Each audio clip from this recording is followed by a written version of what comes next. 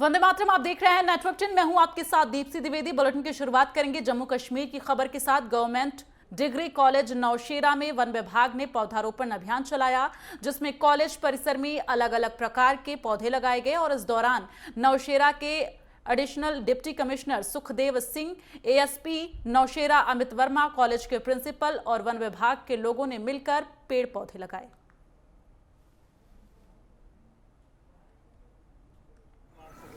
Actually ये government की तरफ से भी इस बार डायरेक्टिव था कि हम कॉलेज में मैक्सिमम प्लांटेशन जो है वो करें।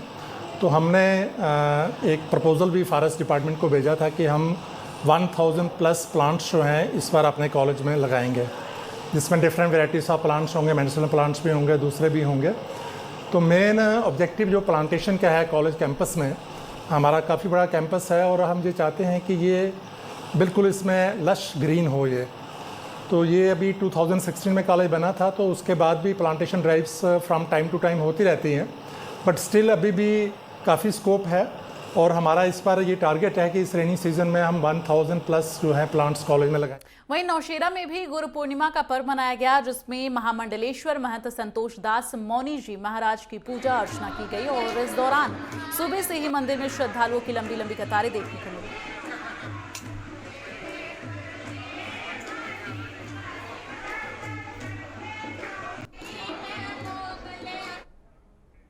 आगे बढ़ते हुए खबर सांबा से है, जहां तहसील कार्यालय में आंगनबाड़ी वर्कर ने अपनी मांगों को लेकर धरना प्रदर्शन किया। आंगनबाड़ी वर्कर का कहना था कि हमें 7 महीने से वेतन नहीं दिया गया है और जो सरकार की तरफ से उनकी सैलरी में बढ़ोतरी की गई थी वो भी अभी तक नहीं दी गई है। आंगनबाड़ी कार्यकर्ताओं ने सरकार से अपील की है कि उनकी मांगों को जल्द से जल्द पूरा किया जाए। एक तो हमारी पहली है कि 7 महीने से हमारी सैलरी जो है वो आंगनवाड़ी वर्कर्स की रिलीज़ नहीं हुई है। तो उसके बाद जो हमारा 500 रुपया जो स्टेट गवर्नमेंट ने बढ़ाया था 2018 में, वो अभी तक इम्प्लीमेंट नहीं किया। उसकी आर्डर की कापी जो हमने मेमोरेंडम के साथ वो लगा के तहसीलदार साहब को दी है, एलजी को साहब भेजने के लिए। तो इसके साथ ही जो आंगनवाड़ी वर्कर्स की जो 2019 की जनवरी फरवरी की जो सैलरी पेंडिंग पड़ी है वो भी इन्होंने रिलीज़ नहीं की है। और इसके साथ एक और इशू है कि जो सेंट्रल गवर्नमेंट ने पैसा बढ़ाया था, कुछ ब्लॉक्स में आंगनवाड़ी वर्कर्स की जो सैलरी है जो बढ़ी हुई है 6 महीने का जो एरियर है वो भी रिलीज़ नहीं किया है। कुपवाड़ा के उपायुक्त इमामदीन ने बकरीद के उत्सव पर कोरोना गाइडलाइन का पालन करने के लिए लोगों का आभार व्यक्त किया। और साथ ही प्रेस वार्ता के दौरान उपायुक्त ने जानकारी दी कि अब तक 45 साल से अधिक आयु वर्ग के 76% लोगों का टीकाकरण लगभग किया जा चुका है। और उन्होंने कहा कि सकारात्मकता दर घटकर 0.29% हो गई है, और जबकि वसूली दर 98.5% हो गई है, जो जिले के लिए संतुष्टि का संकेत है। तो सभी कुपवाड़ा की आवाम का मशकूर हूँ कि जो ईद पे प्रॉपर SOPs और कोविड अप्रोप्रिएट बिहेवियर को फॉलो किया गया और जो ईद नमाज जो है बड़े पुरअमन तरीके से और महज़ब तरीके से हम लोगों ने अदा की। इसके लिए जो मेरी आवाम है कुपवाड़ा डिस्ट्रिक्ट की फिर एक बार मुबारक के मुस्तक हैं और उनको मैं मुबारकबाद पेश करता हूँ। जहाँ तक कोविड मिटिगेशन एफर्ट्स का ताल्लुक है, इसमें मैं आज पहले वैक्सीनेशन से शुरू करूँगा, जो कि हमने 75% ऑलरेडी क्रॉस की है। इस वक्त हमारे 76.17% है जो फिज़िकली हमने यहाँ पे की है।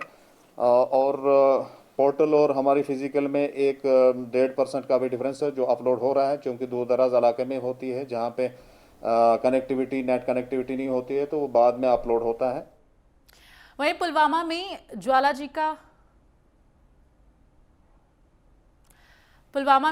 का मेला धूमधाम के साथ मनाया गया, जहां पर सुरक्षा को लेकर प्रशासन भी मुस्तैद रहा। हर साल आषाढ़ चतुर्दशी को त्योजदाह के नाम से जाना जाने वाला त्योहार मनाया जाता है। मंदिर के अध्यक्ष महराज भट्ट ने स्थानीय लोगों और पुलिस और प्रशासन को धन्यवाद दिया है।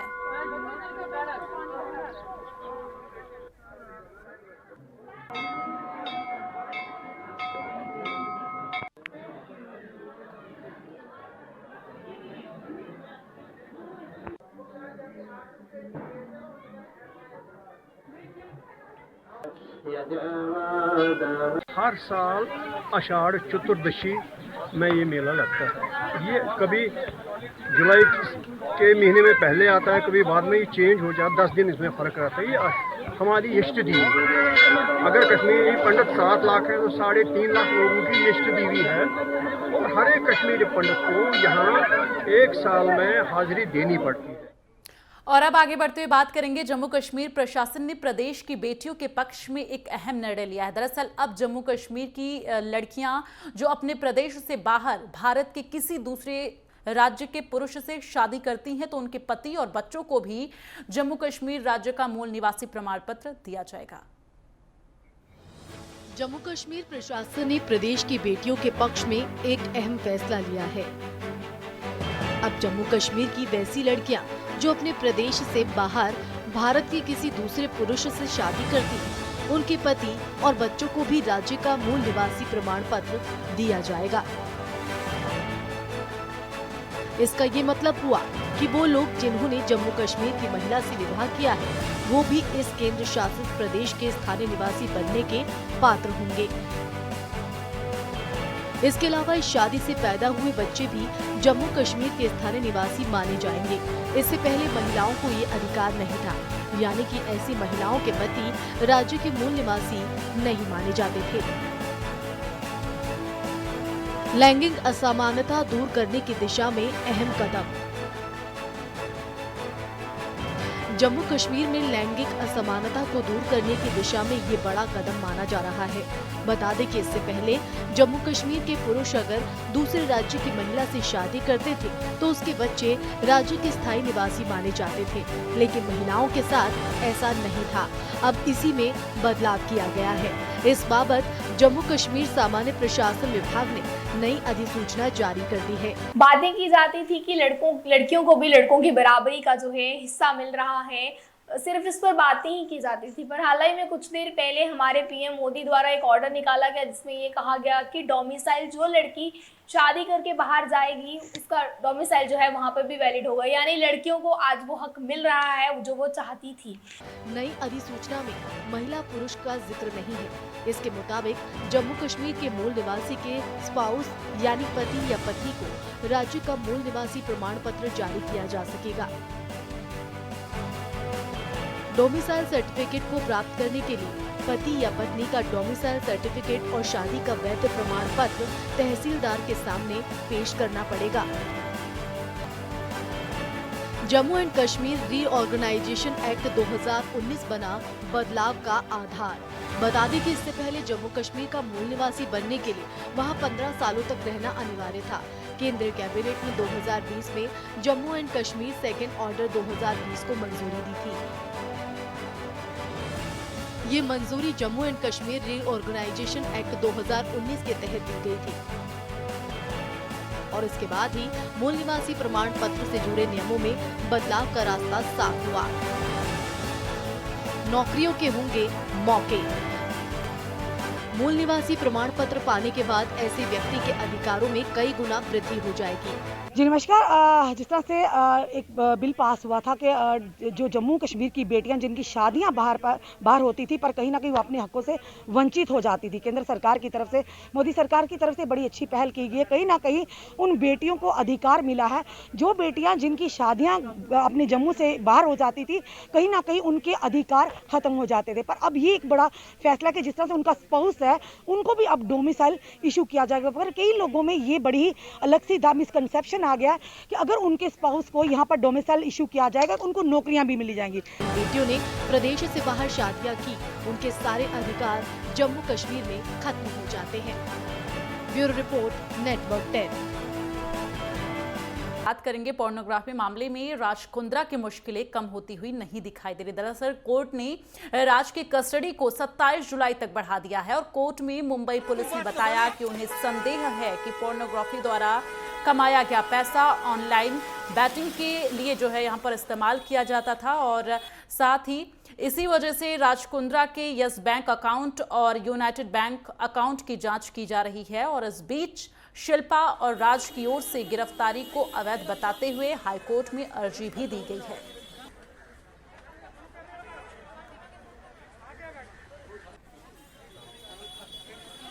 तो राजकुंद्रा मामले पर सरकारी वकील एकनाथ ढमाले ने कहा है कि पुलिस को राजकुंद्रा के लैपटॉप से सैम बैंक्स और साथ ही नाम के फोल्डर में 48 GB का डेटा मिला है, जिसमें ऐप के लिए बनाई गई 51 वीडियो भी मिली है और इसके साथ ही एक व्हाट्सएप चैट के जरिए ये खुलासा भी हुआ है कि उमेश कामत राजकुंद्रा के लिए काम करने वाली महिला को फिर से रोजगार देने की बात कर रहे हैं। आज एक केस के बारे में दोनों आरोपी को कोर्ट में हाजिर किया था। पुलिस ने इन्वेस्टिगेशन होने के लिए रिमांड रिपोर्ट फाइल किया था। वो सब इन्वेस्टिगेशन होने के लिए जो 80 वीडियो बनाए हैं आरोपी ने, उसका प्राइमा फेसी रोल है इसके लिए, और जो आर्थिक देवन घेवन हुई है ये वो भी तपास होने बाकी है, और जो वांटेड एक्यूज है उसको भी अरेस्ट करना बाकी है।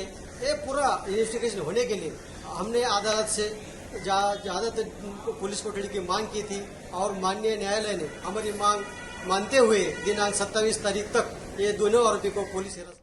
तो राजकुंद्रा मामले में शर्लीन चोपड़ा ने ट्विटर पर एक वीडियो अपलोड किया है, जिसमें उन्होंने कई चौंकाने वाली बातें कही हैं। दरअसल उन्होंने इस वीडियो को शेयर करते हुए बताया कि इस मामले में सबसे पहले बयान उन्होंने ही दिया था। शर्लीन चोपड़ा ने इस वीडियो में आगे ये भी कहा है कि जब मार्च में उन्हें इन्वेस्टिगेशन का नोटिस मिला था तो वो ना तो देश छोड़कर भागी और ना गायब हुई और ना ही अंडरग्राउंड हुई।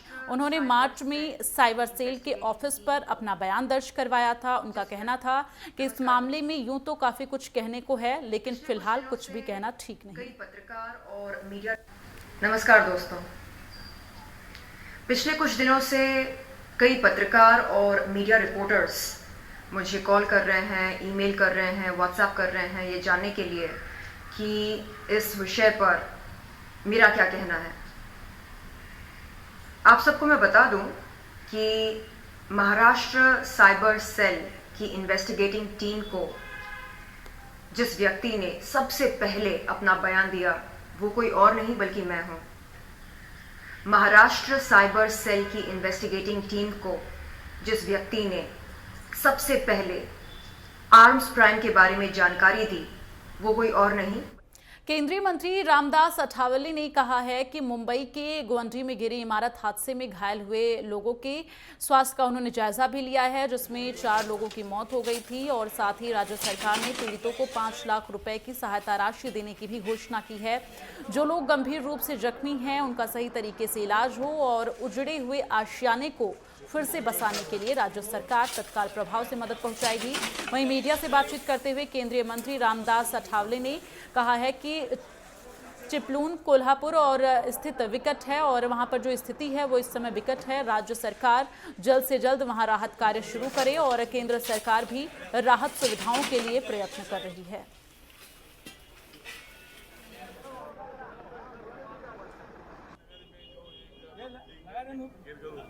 क्या लोगों को भी है वो आएंगे तो भी घटना नहीं होनी चाहिए। माननीय मुख्यमंत्री जी को मेरा निवेदन है कि फैमिली को भी 5 लाख रुपये मिलना चाहिए और केंद्र का भी 2 लाख रुपये देने के लिए मैं प्रधानमंत्री जी को लिखूंगा और इसी तरह की घटना ना हो इसके लिए हम सब लोगों ने कोशिश करनी।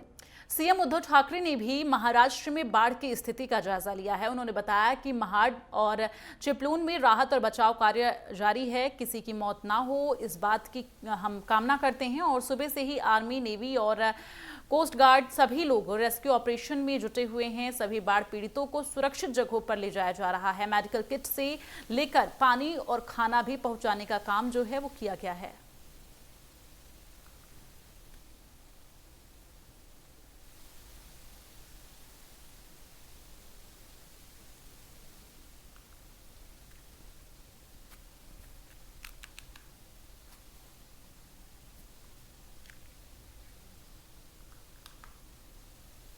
वहीं पीएम मोदी ने सीएम उद्धव ठाकरे से फोन पर बातचीत की और महाराष्ट्र में बाढ़ को लेकर जानकारी ली है और सीएम ठाकरे को हर मदद का आश्वासन भी पीएम मोदी ने दिया है। इस जानकारी को खुद पीएम ने ट्वीट कर सभी को दिया है।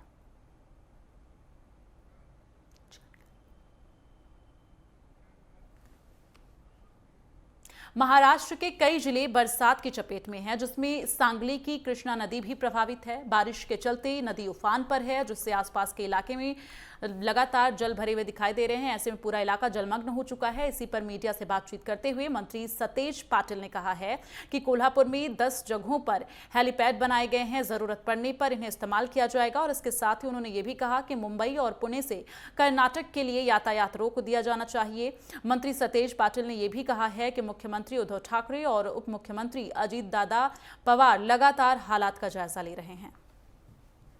कल 24 घंटों में कोल्हापुर में काफ़ी बारिश हो चुकी है। राधानगरी जो डैम है वहाँ पे 567 मिलीमीटर और तुलसी डैम है वहाँ पे 875 मिलीमीटर करीबन बारिश हुई है। 2019 का अनुभव ध्यान में रखते हुए हमने पूरी प्रिकॉशंस ली हुई है।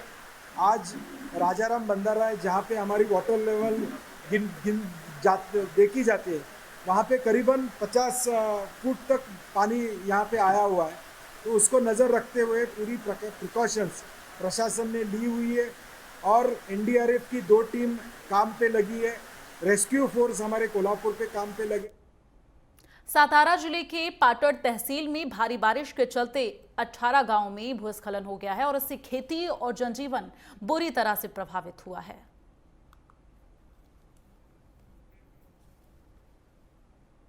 चंद्रपुर में 2 दिनों से लगातार शुरू हुई मूसलाधार बारिश ने जनजीवन पूरी तरह से अस्त व्यस्त कर दिया है। जिले के लगभग सभी तहसीलों के नाले, नदियां और तालाब पानी से लबालब भरे हुए हैं। लोगों के घरों में भी पानी घुसा हुआ है। ऐसे में लोगों का घरों से निकलना बेहद मुश्किल हो गया है। वहीं महाराष्ट्र तेलंगाना नेशनल हाईवे बंद हो गया है।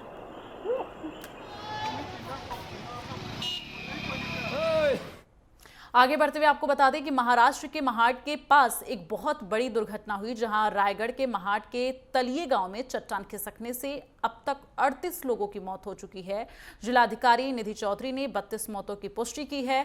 35 घरों पर पहाड़ से चट्टान टूटकर गिरे हैं, यानी एक तरह से ये पूरा गांव जो है तबाही के भेंट चढ़ गया है। और स्थानीय लोगों के मुताबिक इन 35 घरों में हर घर में 3 से 4 सदस्य भी हुए तो कम से कम मलबे के नीचे करीब 80 से 90 लोगों के दबे होने की आशंका है। अत्यधिक बारिश होने की वजह से ज्यादातर लोग अपने अपने घरों में थे और घटनास्थल पर पहुंचे विधान परिषद में नेता प्रतिपक्ष प्रवीण दरेकर और गिरीश महाजन के मुताबिक मलबे के नीचे 40 से 45 और शवों के होने की आशंका है। इस घटना को देखकर 2005 में हुई मालीन में दुर्घटना जो हुई थी, ऐसे में वो तस्वीरें एक बार फिर से नज़रों के सामने आई और ऐसे में ये जो मंजर था बेहद भयावह था। 2 तस्वीरें आपको दिखा रहे हैं। चट्टान मौत का कारण बनी है किस तरह से, और इस पूरे हादसे में 36 लोगों की अब तक मौत हो चुकी है।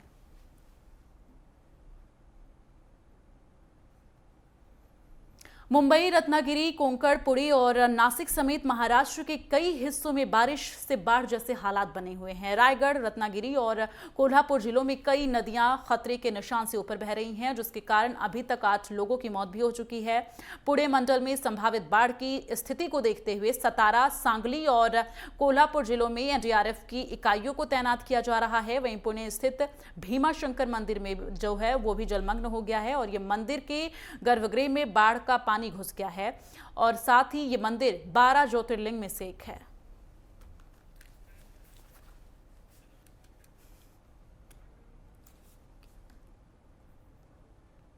वहीं पुणे में रुक रुक कर बारिश हो रही है और इसके साथ ही कई जगहों पर पेड़ गिरने की भी खबरें सामने आ रही है और इसी कड़ी में एक ऑटो रिक्शा पर भी पेड़ गिरा है। इस दौरान रिक्शा में एक बुजुर्ग फंस गया, जिससे दमकल कर्मियों ने बाहर निकाला और बुजुर्ग की हालत गंभीर बताई जा रही है, जिसे इलाज के लिए अस्पताल भी ले जाया गया।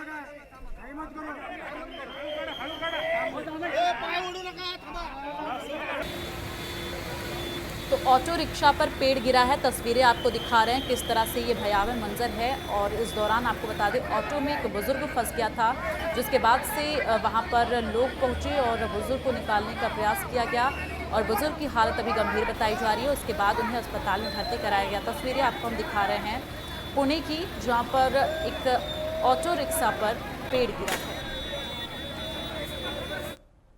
वहीं भुसावल तालुका में हथनूर बांध के 41 गेट पूरी तरह खोल दिए गए हैं और तापी नदी बेसिन में भारी मात्रा में पानी छोड़ा गया है। साथ ही बारिश जारी रहने के चलते लोगों को बांध से दूर रहने की सलाह भी दी गई है, क्योंकि बारिश के चलते बांध के पानी का स्तर बढ़ने की संभावना जताई जा रही है। तो महाराष्ट्र में लगातार बारिश का दौर जारी है, जहां निचले इलाकों में पानी भरने से लोगों को परेशानियों का सामना करना पड़ रहा है। और आयरविन ब्रिज के पास जो है जलस्तर बढ़ने पर निगम प्रशासन ने एहतियात के तौर पर नागरिकों को जगह खाली करने की अपील उनसे की है। लगातार हो रही बारिश को लेकर यहाँ पर निगम टीम, आपात और दमकल विभाग लगातार नजर बनाए हुए हैं। शिरडी के साई दरबार में उत्साहपूर्ण वातावरण में गुरु पूर्णिमा की शुरुआत की गई और इसी के चलते सुबह करीब 4:30 बजे आरती यहां पर की गई और अखंड पारायण की समाप्ति के लिए यहां पर प्रार्थना भी की गई और प्रतिमा पोथी की पालकी निकाली गई। हालांकि कोरोना के चलते भक्तों के लिए मंदिर बंद था, लेकिन कलश दर्शन के लिए श्रद्धालुओं का तांता लगा रहा।